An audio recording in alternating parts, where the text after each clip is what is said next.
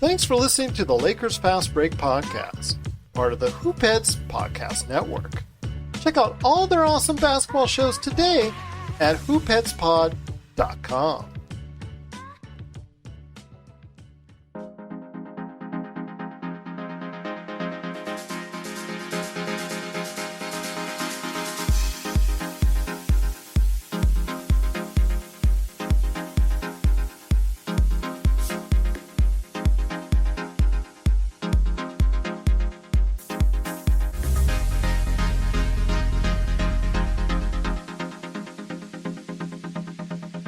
We're back for another episode of the Lakers Fast Break podcast. It's Gerald Glasser talking to you right here from Lakers Fast Break, Pop Culture Cosmos, Game Source, and Inside Sports Fantasy Football. We truly appreciate everyone out there listening to all of our shows. And if you can, please give us a 5-star review on Apple Podcasts.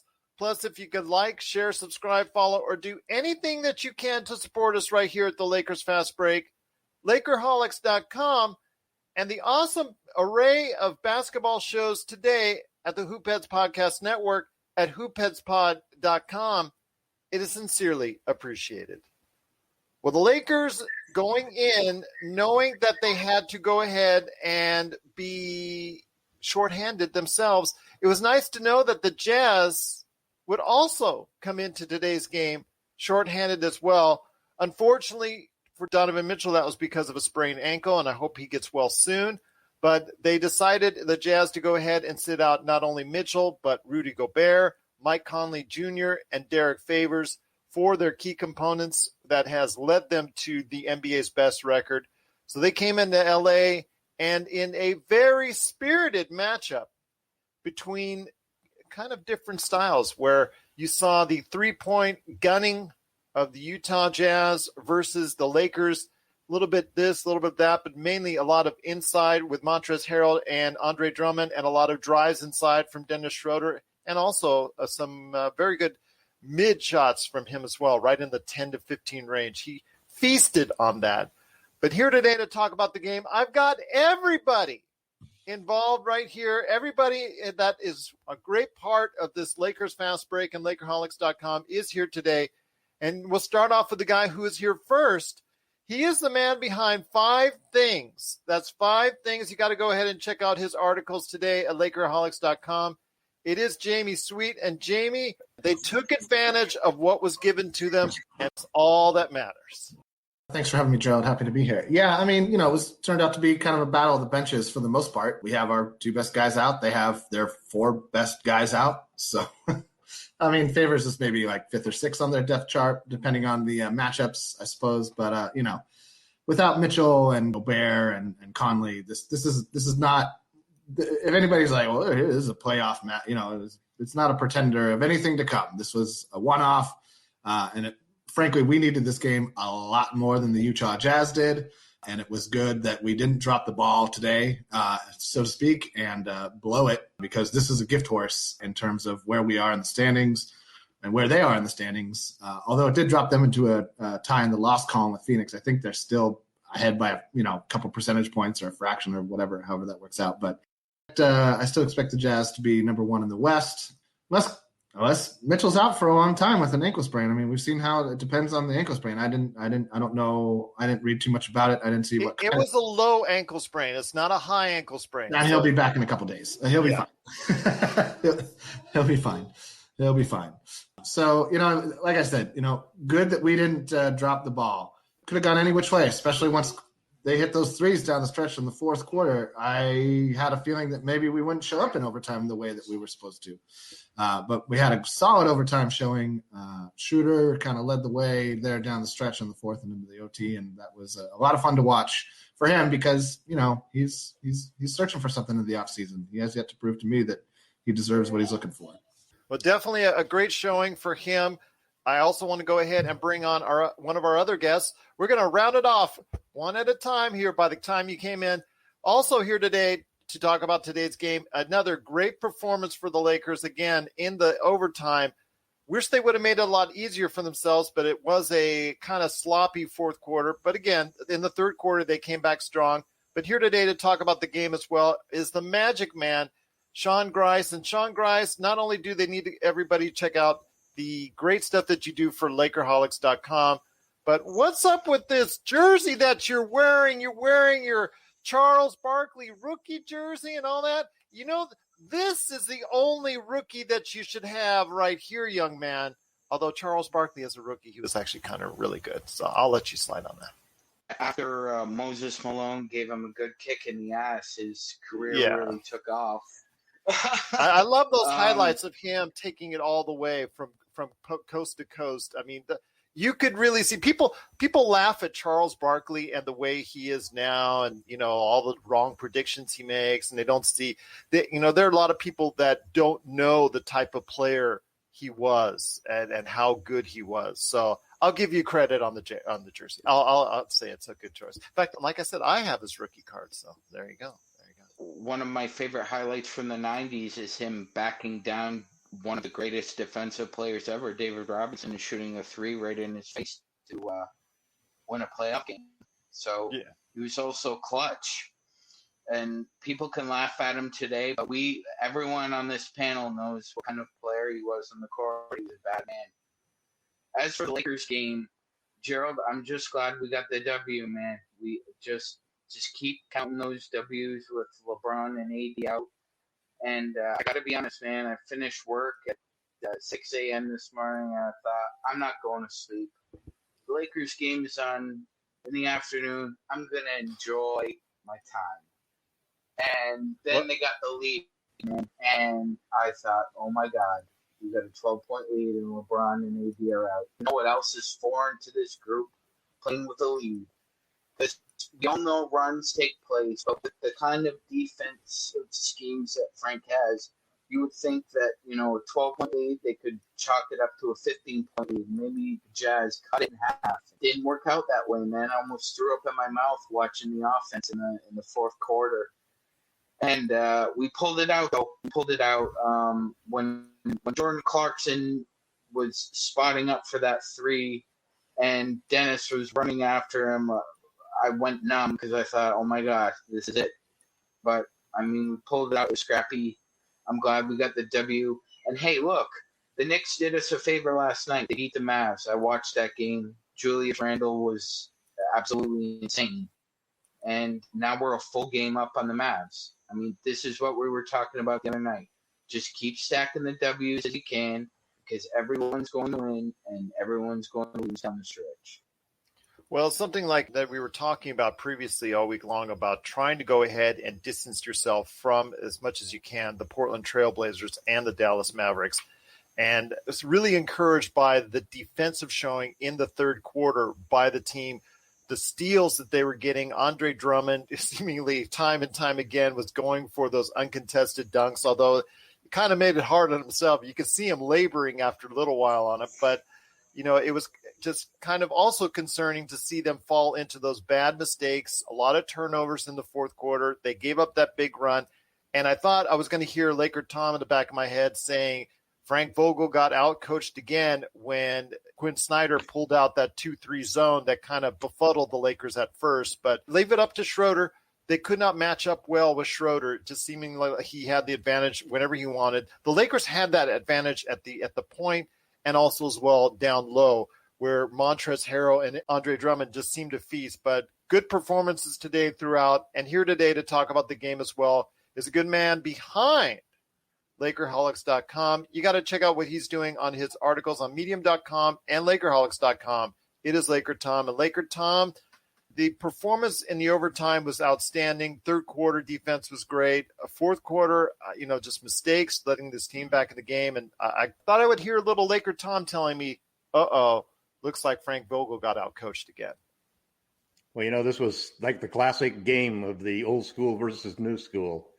The Lakers got outshot by 12 three-pointers. That's 36 points.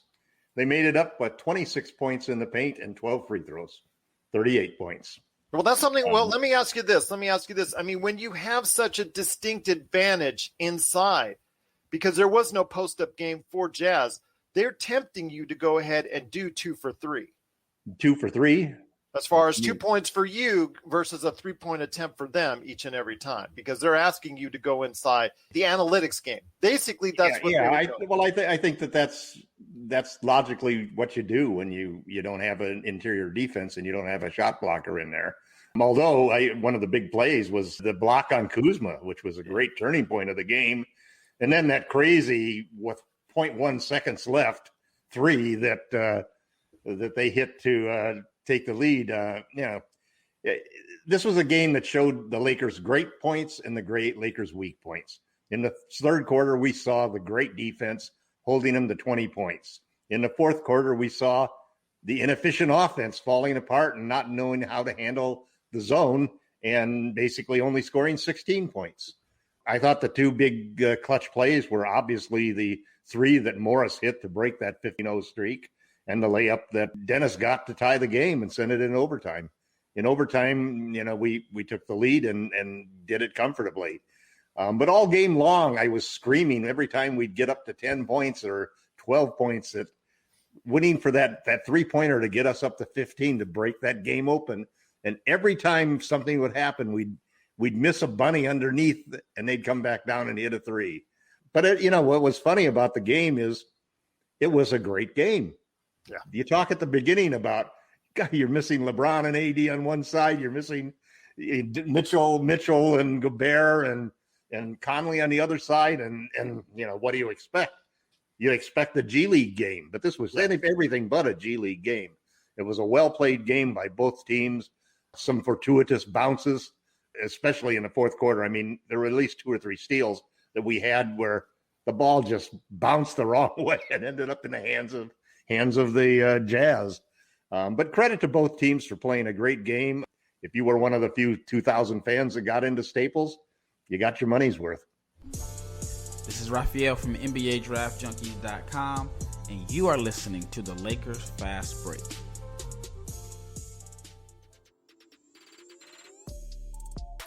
Hey, hoopheads, we all hate ankle sprains, and they happen way too often. Ankle injuries are the #1 sports-related injury. Arise is trying to change that. With the iFast, your athletes get preventative protection and full mobility. Athletes no longer need to wear bulky braces that limit performance and give mediocre protection. Anyone playing sports should be using these products. Keep your athletes in the game. Don't wait for them to get hurt to take action. Visit www.arise.com, spelled ARYSE, and use the code HOOPHEADS to get 20% off the future of performance. That's ARYSE.com with promo code HOOPHEADS to get 20% off. Hearing how many people were going to be out of the game, that it would be in the 80s, 88, 83 or something like that. I thought it was really going to be an ugly game. But you know what? As far as just watching it, not knowing that any players were out of the ball game, it looked like it was a really good game to watch. I mean, from all aesthetics, it's the modern game you saw today. It was right there for you. If somebody wants to take a look and understand today's game as opposed to 10, 20 years ago, they need to check out today's game, how it was played, how it was mapped out, how it was coached, and understand that this is going to be the game going forward. And basically, it was, again, like I said earlier, it's a course in analytics. It's a 3-for-2 scenario. You saw so much more 3-pointers put up by the Jazz. They were going to live and die by it. It worked for them in the fourth quarter, but unfortunately for them, it didn't pay off in the overtime because they stopped hitting. They got tired. They looked fatigued. You start seeing a lot of short 3-pointers, and the Lakers took advantage from there. But it is the Lakers fast break. The Lakers did play, like I said, an excellent overtime, and they win 127-115. But here today to talk about the game as well is a good man indeed. You got to check him out anytime he goes ahead and is here on the Lakers Fast Break or making a great comment or a point on Lakerholics.com. It is LRob. And LRob, we've got a full house today, my friend. I don't know what's up with that. I think it's the time. I think the Lakers should play 130 games each and every time so that I could get this kind of attendance. But LRob, great to have you here, my friend. Your thoughts on today's game? Great to be here. It was an exciting game, man. That's NBA basketball. So Utah, 60% of their shots were from 3. The Lakers tried to chase them off the 3-point line, but they do such a good job of moving that basketball. that you cannot outrun the basketball as a defender. And they took advantage of Dre to get the game open with Ilyasova hitting 5 3-pointers to start the game. That just got Utah comfortable. So from there, it had a little bit of everything. You had KCP and Clarkson getting texts. I mean, you got guys barking all game. So it was pretty entertaining. But one thing the analytics show that when you shoot cash nothing but threes, you're not getting to the line. You're not getting downhill. You're not attacking. So it's pretty passive a game, type of approach. And the Lakers, like Tom mentioned, they had a huge advantage from the free throw line. They shot the free throws well, and that really helped them secure the win. It's good to see Dennis have a good game and a real clutch game when they needed it. Hopefully that'll kind of give them another boost of confidence and bode well moving forward. But I thought his defense on Clarkson too in the fourth quarter was pretty good. So Clarkson's crafty in the lane. He can bully you. He's shifty, and he tried to bully Dennis, and Dennis wasn't having it. And there was that one post up that Dennis just was playing excellent defense. That's probably the best defense I have seen him play since he's been on the Lakers. Yeah, so it was a fun game. I think it was so much fun. That's why you got a full house today. We were all excited about the game. Well, LRob, this was the game they have to have. I mean, this is the game that there's so many players for Jazz that are sitting out that will not be sitting out on Monday. So there's going to be a situation where you have to win these games. I mean, the Lakers are used to playing right now without LeBron and AD, and the Jazz are not as comfortable with that. And you saw it today by putting up 60 3-pointers for the Jazz. It was just something that, you had to go ahead and make sure that you win with so many players out of the lineup. And the Lakers, fortunately, they were able to come back in the overtime and just I saw the Jazz look like they ran out of gas because they did play a game yesterday. I think it was early game yesterday, so it showed. I want to go ahead and hit you up, Jamie, on this. Jamie, when it comes to this game, how can they sustain this momentum? Because this is obviously something that they were able to go ahead and compete very well, continue that attitude. Andre Drummond, you saw both the good and the bad. What can he do for the team going forward if he gets his mind and his body right? I posted a little bit about this today on my late Celtics post. It ended up being more of a what does the future hold for the rotations when Davis comes back in a week and a half, 2 weeks or so. I think the number one way we can sustain this is if on Monday Mitchell and Gobert and Connolly and Favors all sit again. That's really what's going to happen because when healthy, without LeBron and AD, if the Jazz have those guys playing, I don't see us winning. I don't think we have the firepower. I don't think we have the talent. I don't think we don't have enough. So those guys play on Monday. I don't know that we can sustain this. Drummond's it's been a weird start to his Laker career. That stepping on getting his toe crunched like it did was a huge, huge step back for him because he wasn't in a rhythm before because he'd been sitting for a month and a half, 2 months. And now he's in the lineup. He's out of the lineup. His toes hurt. It's a hard way to come into a playoff situation where a team has playoff title expectations. So he's got a rough hill to climb. Not having Gobert in there, I thought opened up the game for him a lot. I don't think that he could have dominated like he did. Although I will say this: one of the things that is a joy to watch Andre Drummond do is defend the passing lanes. Andre Drummond is an excellent big man in the passing lanes. In the same way that Marc Gasol is an excellent player from the high post, Drummond is excellent at just anticipating passing lanes, getting his hands up, knocking a pass down. I mean, he led a break all by himself at one point. Three times. Yeah, I mean, he's got great hands. So that is – I missed most of the first half of the game. It was beach day. So I might have missed one of those. Oh, no, this was all in the third quarter. Oh, really? And then he took over in that first part of the third quarter with 3 straight times. Quarter. Yeah, his ability to steal is intriguing as far as how's it concerned. How he's got such quick hands, like Tom had said before. Yeah, his hands are lightning fast, and he's excellent in the paint. But I mean, I see a bad fit for him when AD comes back, and I see an even worse fit for him when LeBron comes back because those guys want to get into the paint, especially LeBron. His whole game is based on getting into the paint, and if Drummond's in there, they're just going to pack the paint. And it's not like some genius, idea. That's what teams will do, especially in a 7-game series. There's no reason that they wouldn't. We don't shoot threes great. So that's the formula. It's not magic. It's not secret. It's just common sense basketball on the defensive end. I wish, like so many times in my life, that I could combine like 2 or 3 players on the Lakers into one player. Like I wish I could combine Drummond and Gasol into one player, or Wes Matthews and Ben McLemore into one player, so that like we get the defense from the one guy, but the offense from the other guy. But that doesn't work. And we can't, like, it's not like hockey where you can just be like, all right, you're in. All right, you're in. Like as they're running down the floor, right? Like you can't substitute like that. So you kind of have How to. about LeBron and AD into one player? Huh? LeBron and AD into one player. No, they're both good enough on their own. I mean role players, so that you get like kind of another star out of 2 role players. You know what I mean? Like we got plenty of role players who do one thing great, but what we lack are dynamic players. Schroeder was supposed to be that. I think he's a lot more dynamic on defense and offense. What I would like to see from Drummond is just stick with it on D. Whether the offense is there or not. When he missed those 2 layups, one of which should have been a dunk under the basket late in the fourth, I was like, why are you like hooking the shot in? Like you're the biggest man on the floor by like 4 inches. Like jump, keep the ball high, come down, set your feet, jump up and dunk it. Like and if they foul you, they foul you. Like we'll live with that. But don't let your offense dictate your defensive effort. And if he does that, he's gonna find his role, I think, on this team reduced over time.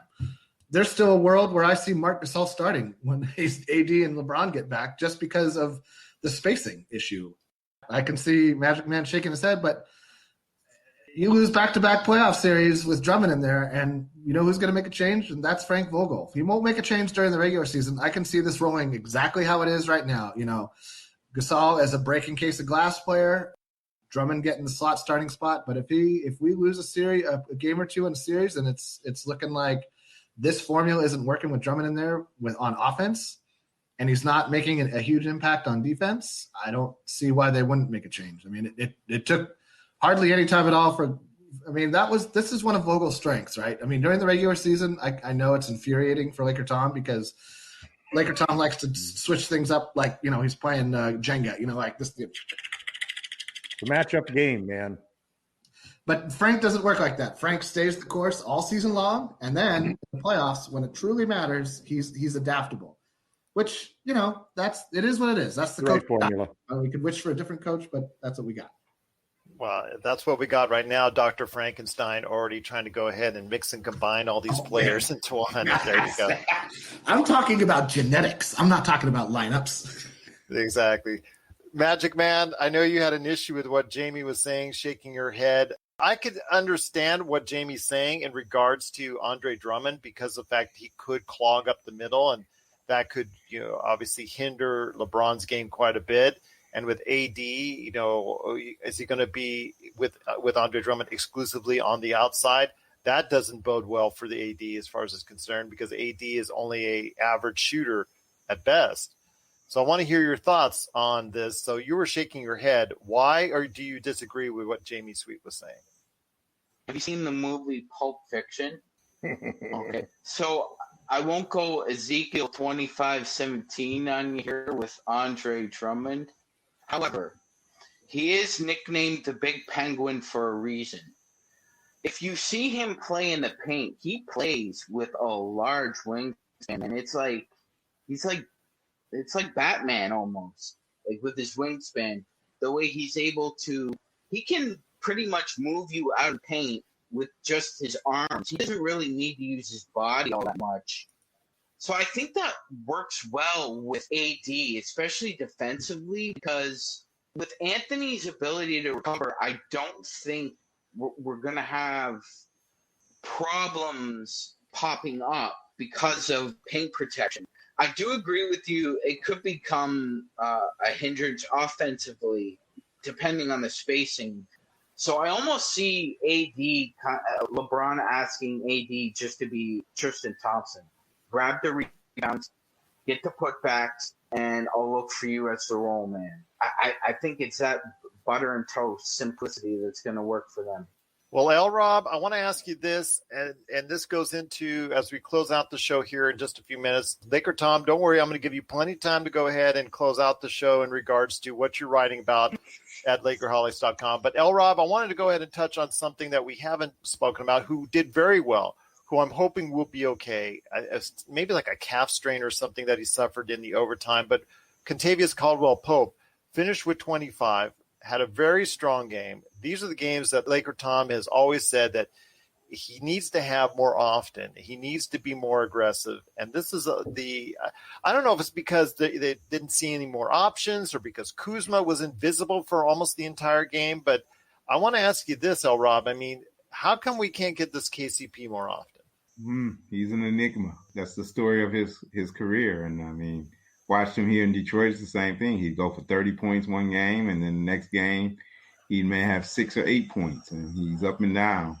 He caught a good groove, though, in the playoffs last year. And I think it's something about tasting that championship taste that when the playoffs roll around, you are going to get KCP and LeBron and those guys will be in his ear telling him to be aggressive. So, yeah, I like what KCP's head is right now.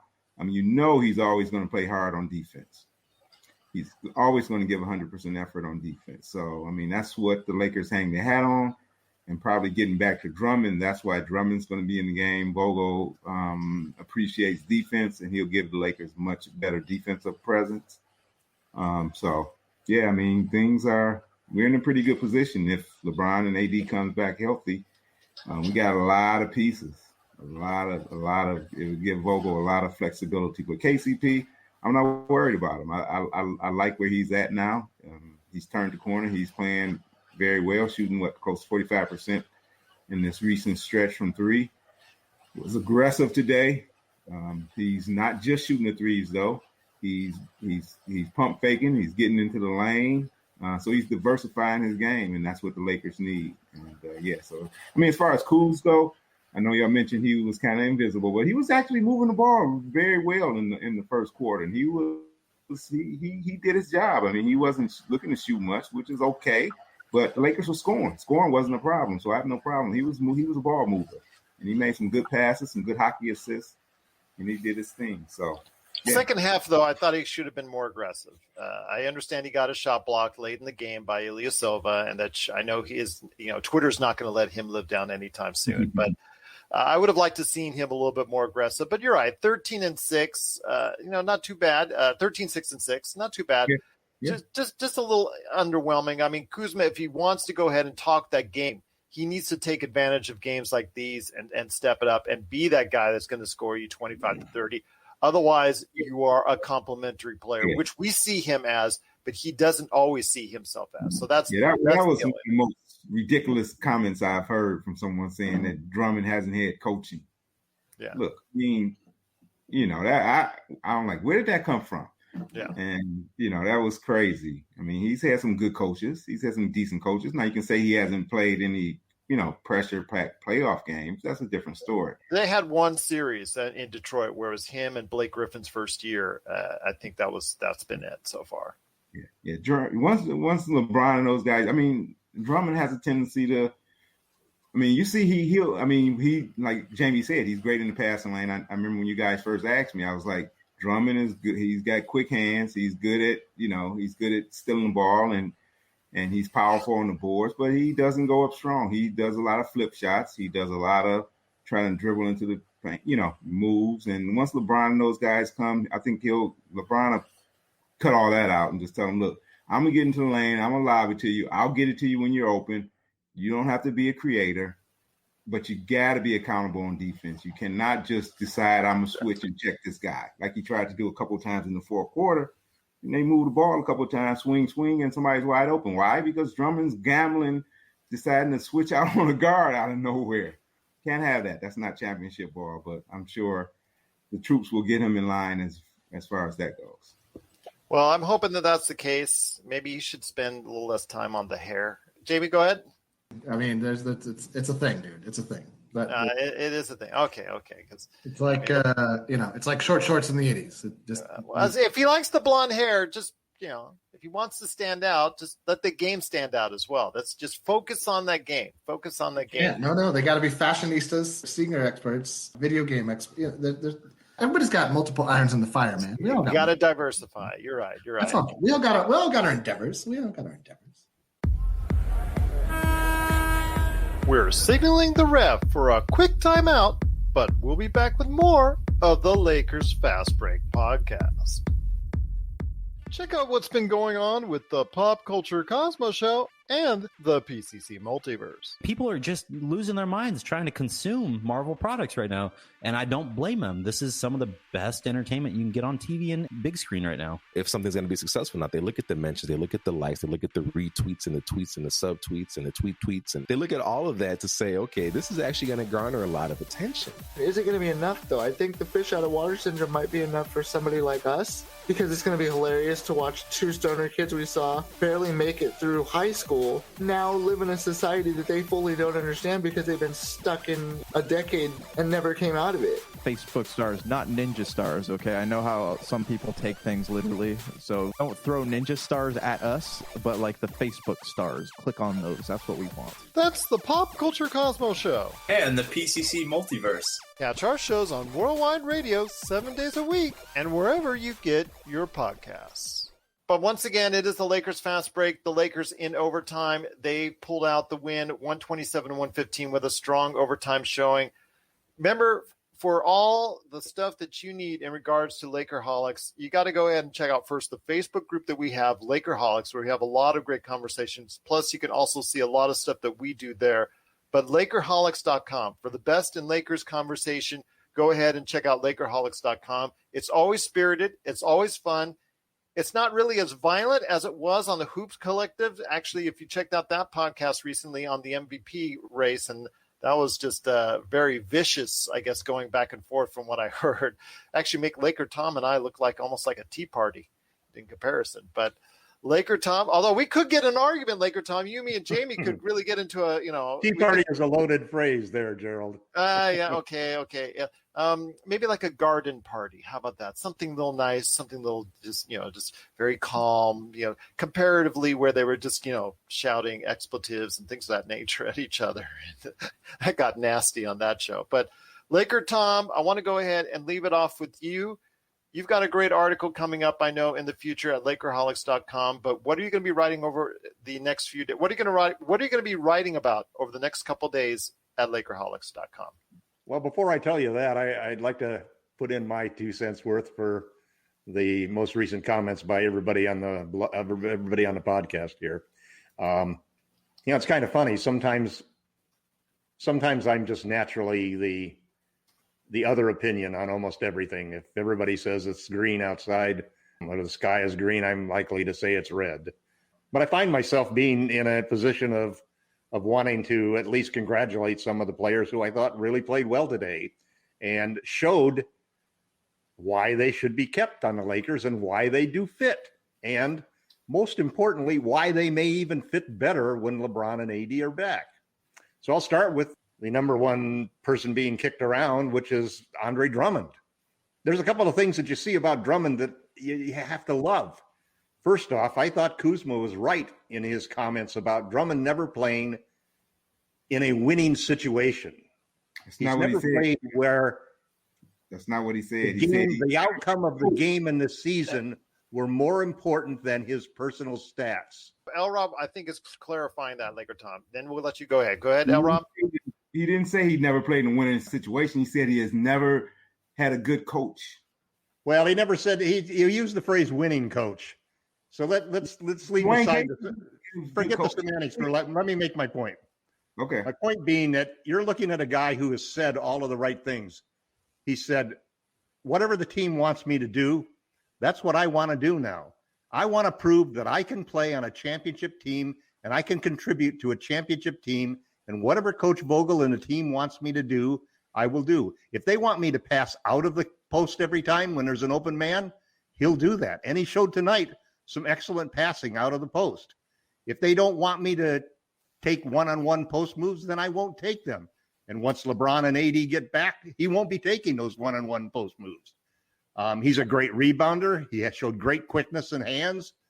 I happen to agree personally with Jamie's take that he's not a good fit because he's a low post player and we need the post to be open.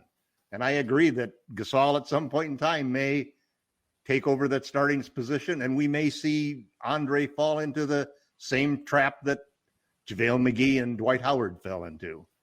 Then there's also poor Dennis Schroeder. I'm probably the biggest Dennis Schroeder critic on the blog. And my complaints about Dennis have been his three-point shooting and his assist-to-turnover ratio. Tonight, 8 assists, 2 turnovers, some clutch baskets. He hit from outside. He hit from inside. He played a great game at both ends of the court. This is the kind of game that will show he's worth $20 million. It may be for the Knicks instead of the Lakers, but great game by Dennis, and he deserves a lot of credit. Kyle Kuzma played great defense in the first half, moved the ball, made a couple of blocks, was an instrumental in just having the team play really well to stay in the game. The one thing that we see in this Laker team is if they come out and play a good start of the game and they aren't running uphill for the entire game by being 10 or 12 points behind, they are usually in a good position to win the game. And they did that tonight against a team that was very hot. And then lastly, Andre Drummond's defense on Ilyasova. Those shots that he hit were not going to be blocked by anybody. They were fallback shots from a 6 or 8 guy with a shot back on the back of his head, and they all swished. Nobody could have stopped those shots. I thought he did a great job on the outside. He's quick on his feet, and he can move his feet. So all of those things come down to what am I working on at Lakerholics.com? I'm working on the fact that I think that everybody, including the announcers of today's game, are disrespecting the fact that they have forgotten all about what LeBron James and Anthony Davis can do. I mean, you want to equivalate missing Rudy Gobert, Donovan Mitchell, and Mike Conley being equivalent to missing LeBron James and Anthony Davis? Last year, probably the number 1 and 2 players in the entire league. Give me a break. That's stupid.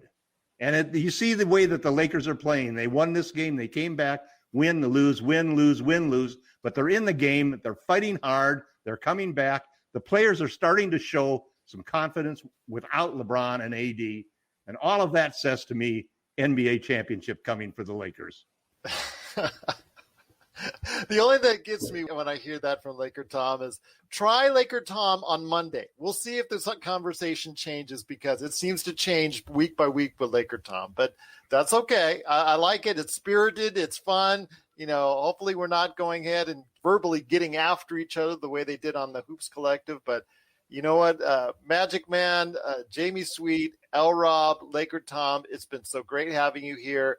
Guys, I'm going to give you the last chance to go ahead and talk about, leave any thoughts on what you're doing or what you would like to see from the Lakers basically for the next week. What are we going to see from the Lakers the next week? Just some last comments or what you're doing at Lakerholics.com. Sean, with the sinking phone, I'm going to go ahead and turn it over to you. The phone does not want to stay upright. But Sean, go ahead and let us know what you're doing at Lakerholics.com or what you see from the Lakers over the course of the next few days. We're dealing with what we can at this point. Yeah, I'm looking forward to this week, actually, because I expect Anthony Davis to be back by the weekend. So that's exciting. Throughout the week, I expect us to be competitive. I mean, one thing I've liked in the past 10 games is this team is fighting. That they're actually fighting. I mean, offensively, it comes and goes. Most of them are out there just chomping at the bit, just trying to fight their way back into the game, and that's all you can ask as a Lakers fan. So I expect that on Monday. But also what Jamie says is true, too. We don't know the true injury status of those 4 guys. I don't expect Donovan Mitchell to play. And if Mitchell's not playing, I don't expect either Gobert and or Favors to play as well. I'd expect at least one of them to sit. So I expect a spirited affair on Monday. I don't think it'll be the same game it was tonight.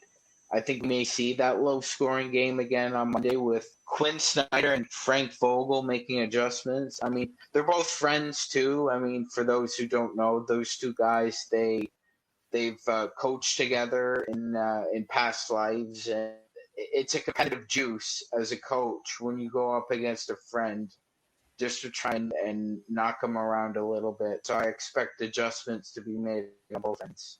To go off the back of what LRob said, Dwayne Casey was the coach that Andre Drummond played under before, and Jamie Sweet actually told us as well in the comments. Coach. He's a quality coach. He's not the best, but he had some great seasons in Toronto and one good season in Detroit. So I don't know if you can actually say that as an excuse. And I was just gonna say, Gerald, Dwayne Casey was railroaded in Minnesota, and I mean, I'm not gonna get into what happened there, but he just got railroaded there. They didn't give him enough time. They gave him the time in Toronto. He got them to the playoffs. He gave them. They gave him the time in Detroit. He had moderate success. He's a quality coach. So I take umbrage with what Kuzma said. If it was based on the coaching, like Rob said. LRob, Dwayne Casey to me, again, is a quality coach. But you're right as far as what your thoughts are today. And I know it's almost got spirited. You for once brought the ire out of LakerTom, not me. That's a good thing. So, LRob, I want to hear what you're looking forward to with the Lakers and what you expect in the next few days. I know AD is hopefully. I'm saying Wednesday. I'm thinking Wednesday for AD as far as return. But what are you looking for from the Lakers for the next few days? Just consistency in the Utah game. We're playing with house money. Just to beat them once, even though their guys wasn't playing. When we looked at the schedule and seen Utah was back to back, and we didn't have AD or LeBron, splitting with them was a dream. So we got one. So just go out there and compete the next game. But against Dallas, that's where we gotta, regardless of who suits up, we have enough talent to beat them. That's split. All I'm asking for is a split. Just a split. Let's not enough. Build on it. It was enough for you a few days ago, LakerTom. Not enough after we got this win. Let me. I do have to address this though. So his coach initially, Drummond's coach initially was Van Gundy. Van Gundy did not do a good job, in my opinion. Which one? Stan. When he was coaching Drummond, he pretty much let Andre do whatever he wanted to do, and he created all kind of bad habits. Dwayne Casey came in. Dwayne Casey would bench Drummond. I mean, he did not go easy on him. It was some games where, just like Vogel did, when in the fourth quarter, when it wasn't a good matchup, or when Drummond get goofy dribbling the ball, trying to do too much, he'd bench him. So Casey's a solid coach. I mean, I have no problems with him if you give him the right talent. If you would have brought Kawhi and those guys to Toronto, Casey would have won a ring just like Nick Nurse. So he's a good coach. So, but Kuzma, why? Why even say that, though? I mean, it's unnecessary. I think it's different from when, let's say, Mark Jackson, who took the team, I think, as far as he could max it, and they brought in someone else that took essentially that team to another level. I think when it comes to Dwayne Casey, I think you're right, where he didn't have the chance to coach Kawhi. So you don't know if he could have taken the team to that same kind of levels as Nick Nurse. So I know Nick Nurse gets praised for being the greatest coach under the sun since he's been doing it. But again, we don't know how well Dwayne Casey would have done had he had Kawhi. And if you praise Nick Nurse, then you got to praise Casey. He's the one that brought Nick. That was Nick Nurse's boss. He's the one that learned under Casey. So how could Nick Nurse be a great coach and Casey's not a good coach? Now Mark Jackson is kind of a different story. He took the team to a 50-win season, but I think that under his leadership, that's where they maxed out. I think there's also a reason why he's not coached in the league since then. But he's the one that unleashed Draymond Green and kind of set that team up to start playing like that. Yeah. So, yep. Yeah, I mean, he gets credit. He has to have his share of credit for their winning too. And the players do give him some credit for what he's done. The players, he's also the guy who determine how good the coaches are. Well, hold on. He's also the guy who also said at the tip of the Lakers Game 6 last year in the bubble, he was really getting on the case of Frank Vogel for starting Alex Caruso. And we all know how that went. So, Just one game situation. That's okay. That sticks with me. This is the same guy who basically tried to get Mike Malone fired because Mike Malone was originally working with Draymond Green. It wasn't Mark Jackson. It was actually Mike Malone. Almost both of them right there in the coaching staff. And now to see Mike Malone make it further than Mark Jackson as a coach. I mean, he got within a hair of the Western Conference Finals. I think Mark Jackson has deserved another coaching spot in the league, especially because if you see Luke Walton from that run as an assistant coach where the team basically guided him instead of him guiding them to that record, what was that, 23-2 or something like that. And that's how he got the Lakers job. And that's basically how he got the Sacramento job after. He keeps getting job after job. Mark Jackson, I think, should be given a chance to. You're shaking your head, LakerTom. I think what's odd about all of these things is that you can take the greatest coach and put him on the worst team, and they aren't going to do much. You can take the worst coach and put him on the greatest teams sometimes, and he's going to do well.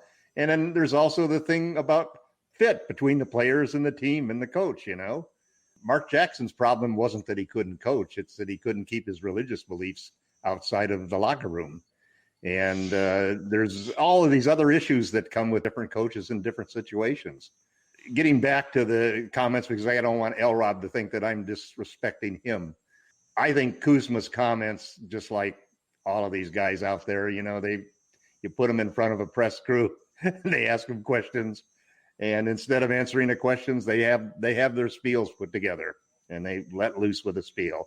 And I think all he was really trying to say, and I think this is true of Andre Drummond, that regardless of who was coaching Drummond in those early days, he was a certain type of player. He was like Dwight Howard. I'm a big guy. Give me the ball on the post. I want to eat. And that really led to a lot of bad habits, just like Lee was saying. He developed bad habits. The problem that he has really is he's not good in traffic. If you've got a lot of hands and people grabbing at the ball and so forth, that's not Andre's game. Now, with the Lakers, when you got LeBron James and Anthony Davis out there, all of a sudden there ain't going to be a crowd of people around Andre Drummond. We may see a different kind of Drummond. And if he's willing to sacrifice whatever parts of the game we think or Vogel thinks are inefficient and only focus on the parts of his game that are efficient, he might surprise us. Hi, this is Mr. Holiday from the podcast My Worst Holiday, and you're listening to the Lakers Fast Break podcast. Hey, Lakers fans. Looking for the best place to go for up-to-date news, information, original videos, articles, podcasts, opinion pieces, and discussions about the world champion Los Angeles Lakers? Well, look no further than LakerHolics.com. With a legion of followers always there talking about everything Lakers and the NBA, there's no better place to go to share your fandom as the team heads toward another championship run. So stop by and be part of the conversation today at LakerHolics.com. Well, I'll tell you what, it is another great performance, though. The Lakers did have to go ahead and feel the matchups out, but it worked out in the long run with Dennis Schroeder going right there as far as a lot of mid-range shots, feasting on that. Andre Drummond, Montrezl Harrell providing some inside game, and the Lakers got enough outside shooting from KCP, and the Lakers blew them out in overtime, 127-115. Guys, it's been a great show. Jamie, I know you've got 5 things coming up. I know we only beat Denver and we only beat Miami, and Alex Cruz only played in 1 game. But in my mind, it's started 1 game. NBA championship. So I don't know what more we can do. There is no asterisk. It is one of the best. No, if anything, this was harder than the rest. Asterisks. I will have to go on record for the umpteenth time that the Lakers. That was probably their best championship ever. Under those circumstances, under the mental circumstances, that they rose to the game better than anyone else. And sorry, anybody else who says, "Oh, well, this player's injured, or that player's injured," this team. You know what? There were teams that choked. And then there was one team that didn't, and that was Los Angeles Lakers. And they threw at the Lakers a different scenario than has ever been made out before. And you know what? They persevered and deserve all the credit that they get. They don't deserve an asterisk. They don't deserve anything but a championship banner, which hopefully they will put up one day, indeed. But guys, it's been a great episode. Make sure you catch LakerTom's articles, MagicMan's articles, because he's got a lot of stuff going on there, including his stuff possibly on Charles Barkley. We'll wait and see, because, he's got that jersey. He's rocking that Barkley rookie jersey like I'm rocking his basketball cards. So Magic Man, we got to go. Hurry up, but let's go, man. Go ahead. Final thoughts. Breaking news. I've got a new column coming out. It's titled Put a Little Mustard on It. And if you need to know the inspiration behind that, well, put it in the refrigerator then. So there you go. And the eggs are cooling and the butter's getting hard. But Jamie, leave the bunny in the pea patch. Yes, leave the bunny in the pea patch. There you go. But LRob, it's been so great to have you here, my friend. Hopefully you'll be coming back very soon as well. Maybe Monday, maybe Wednesday. Look for him to come as far as the Lakers Fast Break. Plus also check out his comments at LakerHolics.com.